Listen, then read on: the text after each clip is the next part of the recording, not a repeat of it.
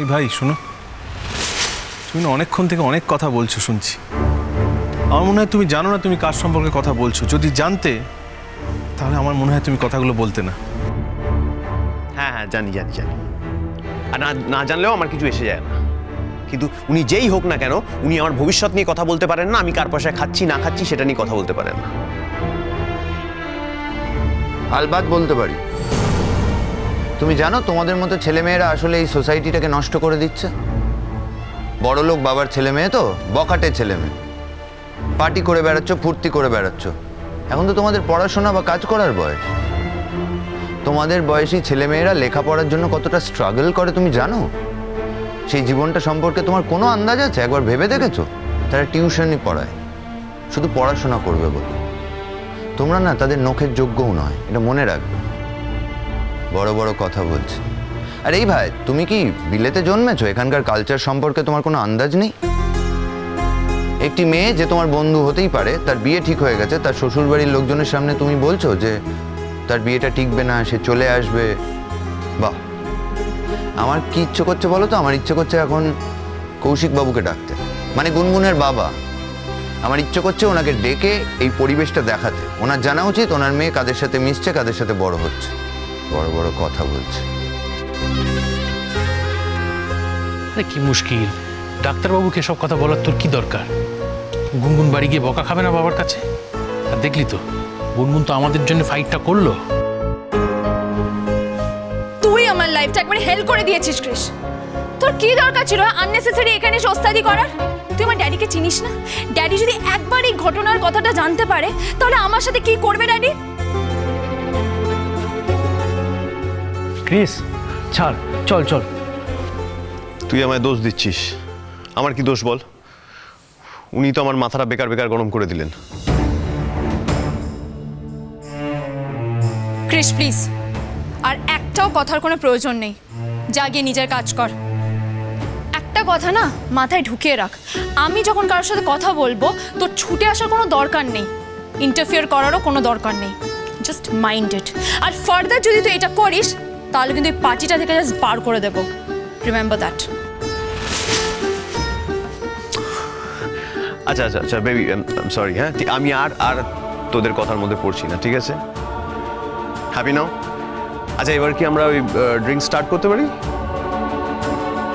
সেটা তো তোরা অ্যারেঞ্জ করেছিস, আর ওই তোদের ড্রিঙ্কসের টাকাটাও তো আমি ড্যাডি থেকে চাইতে পারিও নি আর পারবও না। তো তোদের যেটা যে তোরা সেটা কর, যা আগে ড্রিঙ্ক কর। না, আজকে তো আমরা কেউ একা খাবো না। আজকে তোকে আমাদের সাথে একটা পেক খেতেই হবে। যা হয়েছে সব ভুলে যা। আয় আয় বলছি। ক্রিস ছাড়, এখন যাবো না বলছি তো, ছাড়। না, আমি আজকের কোনো কথা শুনবো না। আজকের একটা পেক আমি নিজে হাতে বানাবো আর তোকে খেতেই হবে। ক্রিস লিভ মি, ছাড় বলছি। প্লিজ একটা পেক তো, জাস্ট আ পেক। চ বলছি। হাতটা ছাড় বলছি। Chris leave me.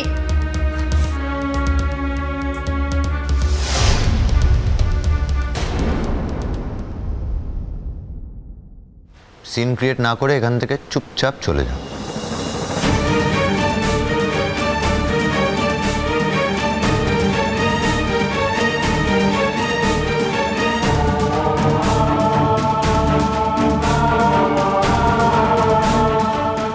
আমি তো ড্রিঙ্ক করি না, মানে আমি কি বলেছি যে আমি ড্রিঙ্ক করবো?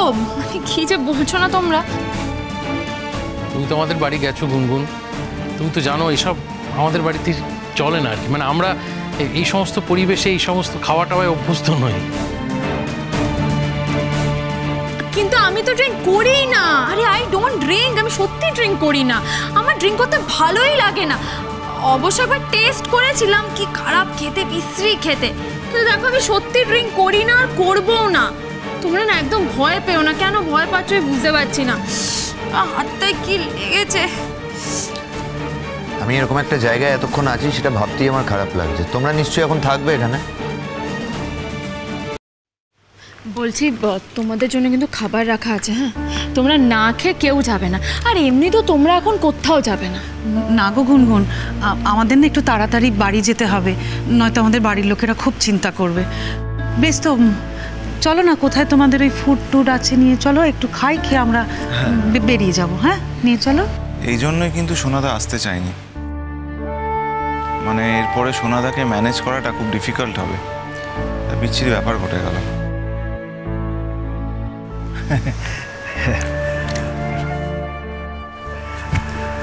যে একটা জিনিস খেয়াল করে দেখেছো, গুনগুন কিন্তু আমাদের হয়েই কথা বললো। আমি বলছি শোনো, সব বয়ফ্রেন্ড টয়ফ্রেন্ড কিচ্ছু না, ও সব বোঝেই না। বয়ফ্রেন্ডের সঙ্গে নাকি 1 মিনিটের মধ্যে ঝগড়া হয়ে গেল। না না, আর ঝগড়া হলো কাদের নিয়ে? আমাদের নিয়েই ঝগড়াটা হলো, বুঝতে পেরেছো? কিন্তু দাদা ভাই, না মানে সোনাদা যেভাবে রেগে আছে, আমার মনে হয় না যে ও কিছু খাবে, মানে মনে হচ্ছে না আমার। আচ্ছা শোনো না, বলছি আমি না তোমাদের ফুডটা অ্যারেঞ্জ করে দিচ্ছি, আর আর ওদেরকে সবাইকে বলে আসছি। একটা কথা, তোমরা কিন্তু আমাকে না বলে কোথাও যাবে না, ঠিক আছে? না না গুনগুন, তোমাকে না বলে কোথাও যাব না, বলেই যাব তোমার। আচ্ছা, আর বলছিলাম যে ওই ক্রেজিটাকেও বলো যেন খেয়ে যায়। তুমি বলে যাও। আমি না, আমি তো বলবো না। আমাকে খুব অপমান করেছে, ইনসাল্ট করেছে, অনেক খারাপ খারাপ কথা বলেছে। হ্যাঁ, আমি কিছুতেই বলবো না। তোমরা বলো যেন খেয়ে যায়। তোমাদের খাবারটা আমি অ্যারেঞ্জ করছি।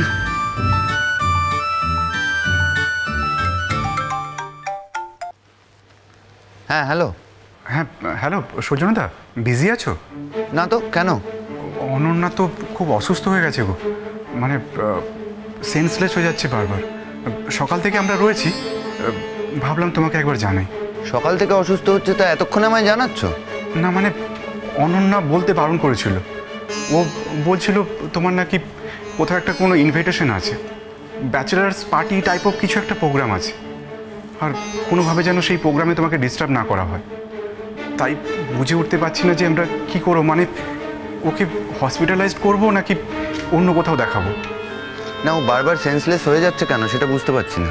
সেটাই তো বুঝতে পারছি না সৌজন্যদা। ডক্টরের সঙ্গে কনসাল্ট করেছি, ডক্টর এসেছিলেন। ডক্টর বলছে যে ওনাকে কোনো একটা মেন্টাল শক পেয়েছে, কিন্তু কি মেন্টাল শক পেয়েছে সেটাই তো বুঝতে পারছি না। আসলে তুমি তো জানো যে ও একটু চাপা স্বভাবের মেয়ে, ও আমাদেরকে কিছুই বলতে চাইছে না। তাই বুঝে উঠতে পারছি না যে আমাদের কি করা উচিত। সেই জন্যই তোমাকে, মানে ওর বাড়িতে কি একবার খবর দেবো না কি করব। আসলে ও তো এখানে একা থাকে, আর আমাদেরও রাত্রেবেলায় চলে যেতে হবে সৌজন্যদা। আচ্ছা ঠিক আছে ঠিক আছে, কিছুক্ষণ ওয়েট করো, আমি আসছি। আচ্ছা ঠিক আছে সৌজন্যদা, রাখছি।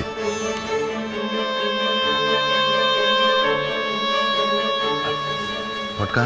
হ্যাঁ শোন, আমরা দেরি করবো না বুঝলি, চট করে এবার খেয়ে বেরিয়ে পড়ো, রাত বাড়ছে তো। হ্যাঁ না না না, আমি এখানে খেতে পারবো না। প্রথম কথা, আমার রুচিতে বাজছে, এই অ্যাসোসিয়েশনটাই আমার গা গোলাচ্ছে রে। আর সেকেন্ডলি আমায় এখনই বেরোতে হবে, দরকার আছে। বেরোতে হবে মানে? কোথায় যাবি? আর বলিস না, আমার এক কলিগ মানে অনন্যা, ও হঠাৎ করে খুব অসুস্থ, বারবার সেন্সলেস হয়ে যাচ্ছে। ওখানে আমাদের অফিসের 2জন কলিগ আছে, কিন্তু ওরাও বুঝতে পারছে না কি করবে। আসলে মেয়েটা এখানে একা থাকে, ওর এখানে কেউ নেই, বুঝলি তো, আমায় যেতে হবে একটু। বলছি অনন্যা মানে ওই ডাক্তারবাবুর ভাগ্নি তো? হ্যাঁ, ডাক্তারবাবুর ভাগ্নি, কিন্তু ডাক্তারবাবুর সাথে ওর কোনো যোগাযোগ নেই, আর যোগাযোগ রাখতেও চায় না। বাড়াবাড়ি কিছু হলে অন্য ডাক্তারের সাথে কনসাল্ট করতে হবে আর কি। মোট কথা, আমার যাওয়াটা এখন খুব দরকার। বাবিনি, অনন্যা থাকে কোথায়? ওই তো 6 নম্বর কারিগর লেন, আমার ইনস্টিটিউটের কাছে। যাক, অ্যাড্রেসটা আমাদের জানা থাকলো, যদি দরকার হয় আমাদের, মানে আমরাও যেতে যাবো তাহলে। না, আমার মনে হয় না তোমাদের দরকার পড়বে, কারণ আমার অফিসের 2জন স্টাফ ওখানে অলরেডি আছে। বাবিন, একটু কিছু খেয়ে যাবে না? প্লিজ এই নিয়ে আর কথা বলো না বৌদি ভাই। সোনাদা বলছি তুমি একটু গুনগুনকে বলে যাও। বুঝতে পারছি হয়তো উচিত, কিন্তু আমি এটা পারবো না গো। আমি না মন থেকে ওকে বিয়ে করছি না, জ্যাঠাই বাধ্য করছে বিয়েটা করতে, তাই। আর অত দাম নেই ওর আমার কাছে।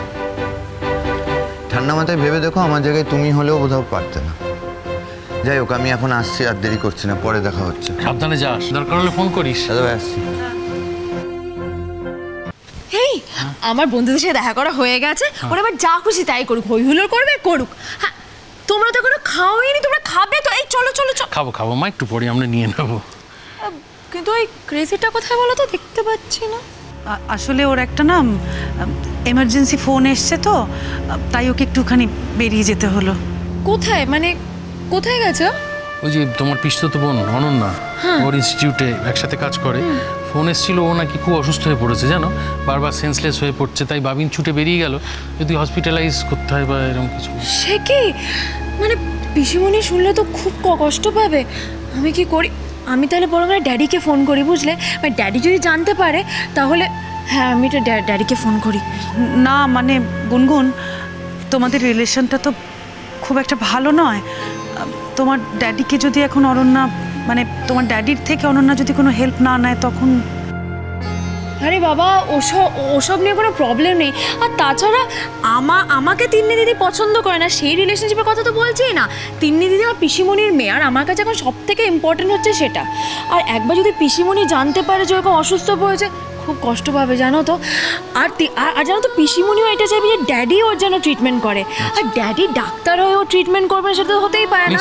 তাই আমি একটা কাজ করি, আমি একবার ড্যাডিকে ফোন করি, ড্যাডিকে ফোন করে বলি তো তিন্নি দিদি অসুস্থ হয়ে গেছে, তাহলে ড্যাডি এসে ট্রিটমেন্টটা করতে হবে, বুঝলে? তাই আমি একবার ড্যাডিকে ফোন করে আসি। কি শোনো, বলছিলাম যে অ্যাড্রেসটা কোথা থেকে জোগাড় করে? হ্যাঁ হ্যাঁ, বাবিন বলে গেছে, আমরা জানি, অ্যাড্রেসটা জানি। ড্যাডিকে আমি বরং একটু ফোন করে আসি। হ্যাঁ, এক্ষুনি আসছি।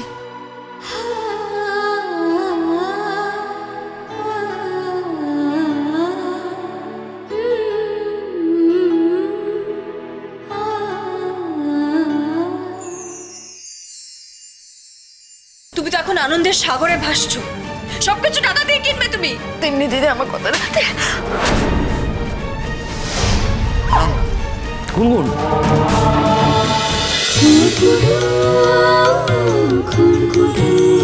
চলো চলো চলো চলো চলো পাল্টাই।